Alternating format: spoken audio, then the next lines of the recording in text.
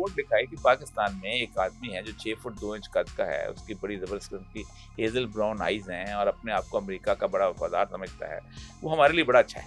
उसके बाद हम फिर अमेरिका के हाथ में आए हैं। कायद-ए-आज़म ने पाकिस्तान को एक आज़ाद, खुद मुख्तार मुल्क के तौर पे चलाने की कोशिश की थी। 2,75,000 राइफ़लें खरीद के दी थी चेकोस्लोवाकिया से इसराइल के खिलाफ लड़ने के लिए। और 3 जहाज इटली से खरीद के मिस्र को दिए थे, जाओ के लड़ो। ये इतनी इंडिपेंडेंट पॉलिसी थी। मुल्क का बेहतरीन दौर था। हमारे पास तो पिने नहीं होते थे। डेवलपमेंट को इनसे 3 इंडस्ट्रीज थी। पाकिस्तान का जो जीडीपी ग्रोथ रेट था ये 10.4 था। आज के जीडीपी ग्रोथ से सिर्फ 4 गुना ज्यादा। लेकिन ये और ऐसा भी जितने भी हम बिगाड़ का जिक्र कर रहे हैं आपके पॉइंट ऑफ व्यू में, इसकी जो जड़ है या जो इसकी वजह है वो आप क्या समझते हैं? आपने कितनी सारी जनरेशन्स भी देखी हैं, अखलाकियात आप समझते हैं, सियासत आप समझते हैं, मईशत की बात होती है वो डूबी हुई है। आपकी नज़र में इसकी जो रूट कॉज है वो क्या है कि हर जगह बिगाड़ है इतना? पाकिस्तान का जो बेसिक रूट कॉज है ना, वो हम बड़े अच्छे चले थे। पाकिस्तान जब बना है तो कायद-ए-आज़म ने पाकिस्तान को एक आज़ाद, खुद मुख्तार मुल्क के तौर पे चलाने की कोशिश की थी। आप अंदाजा करें कि आज इसराइल इराक ईरान की जंग हो रही है।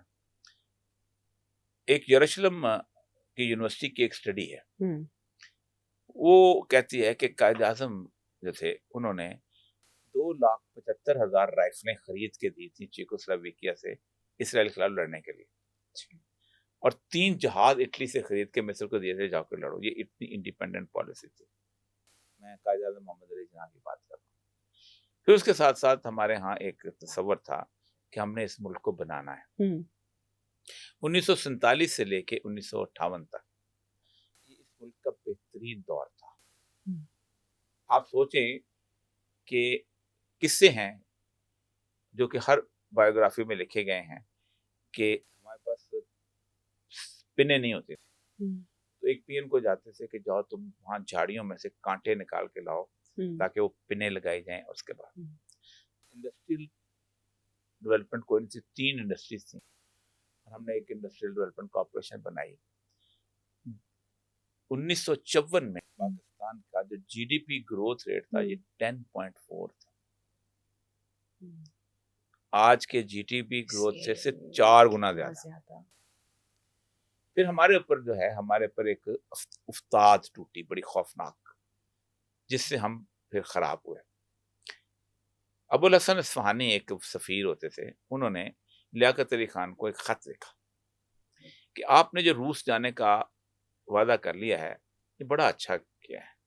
अब अमेरिकी हमारे पीछे कहते हैं रूस न जाओ, हमारे पास आ जाओ। इसलिए आइंदा जब अमेरिका की दावत आए तो कबूल कर लेना।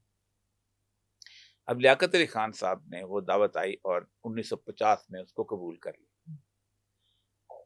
अब हमने कहा कि हमारे पास जहाज नहीं, हमें जहाज भेज दें, बजाय इसके कि हम कहते हैं कि नहीं। वहीं से 11 अरब के जहाज की आदत पड़ी है ना हमें, बड़ी में बात वाली, कि जहाज अपना होना चाहिए। हम चाहते नहीं ट्रेन प्लेन में, हम उन्होंने अमरीकियों ने हमें जहाज भेज दिया। उसमें राना लियाकत अली खान और लियाकत अली खान वहां उसमें बैठ के चले गए। अखबारों की बड़ी कंट्रोवर्सीज आती हैं कि उन्होंने कुछ 50 एक साड़ियाँ बनाई और साथ जितने भी साड़ियाँ बनाने वाले वलीग का शरीका था, उनका ये डिजाइन कोई बनाएगा नहीं जब तक मैडम वापस नहीं आ जाती। वहां गए तो वहां को 12 दिन का टूर था, बड़ा जबरदस्त इस्तकबाल हुआ हमारा। फिर उसके बाद हमने कहा कि हमको 15 दिन यहाँ रहे, हम रहना चाहते हैं अमेरिका। उन्होंने कहा बिल्कुल आप रहें, आपका मुल्क है। वहां से उठ के वो लंदन आ गए, तो वहां को 10-15 दिन रहे।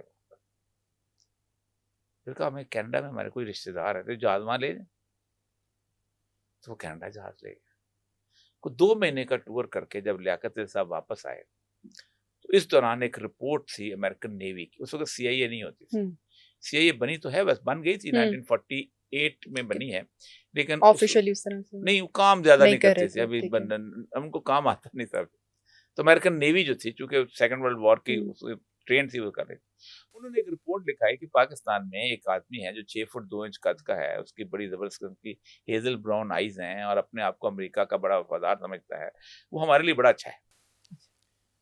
उसका नाम था major general Ayub Khan, major general.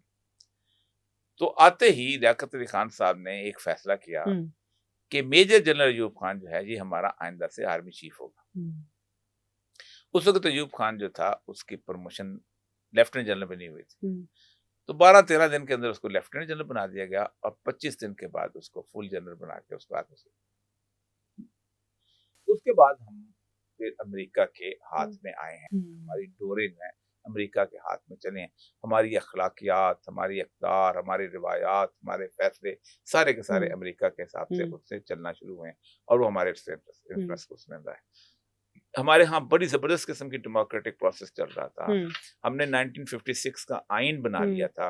आप अंदाजा करें कि 1959 में इलेक्शन हो रहे थे और बाकायदा कैंपेन चल रही थी, जिसके बाद अयूब खान ने मार्शल लॉ लगाया और फिर उसके बाद ये पहिया जो है